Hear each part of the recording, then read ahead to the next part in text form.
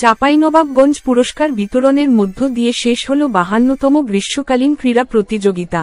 চাঁপাইনবাবগঞ্জ জেলা প্রতিনিধি মাহিদুল ইসলাম ফরহাদের পাঠানো তথ্য ও ভিডিও চিত্রে ডিডি ডেস্ক রিপোর্ট।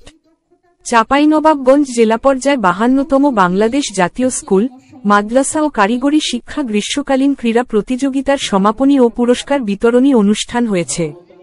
শনিবার 11 অক্টোবর বিকেলে জেলা শিক্ষা অফিস আয়োজিত চাঁপাইনবাবগঞ্জ জেলা নতুন স্টেডিয়ামে বিজয়ীদের মাঝে পুরস্কার বিতরণের মাধ্যমে এই প্রতিযোগিতার পর্দা নামে। অনুষ্ঠানে প্রধান অতিথি হিসেবে উপস্থিত থেকে বিজয়ীদের হাতে পুরস্কার তুলে দেন অতিরিক্ত জেলা প্রশাসক সার্বিক মোহাম্মদ নাকিব হাসান তরফদার। অনুষ্ঠানে বিশেষ অতিথিদের মধ্যে উপস্থিত ছিলেন অতিরিক্ত জেলা প্রশাসক শিক্ষা ও আইসিটি সালমা আক্তার ও অতিরিক্ত পুলিশ সুপার সদর সার্কেল ইয়াসির আরাফাত। আরও উপস্থিত ছিলেন জেলা শিক্ষা অফিসের সহকারী পরিদর্শক মুস্তাফিজুর রহমান, রাকিবুল ইসলাম সহ বিভিন্ন শিক্ষা প্রতিষ্ঠানের শিক্ষকবৃন্দ। অনুষ্ঠানে সঞ্চালনা করেন শিক্ষক আশরাফুল ইসলাম।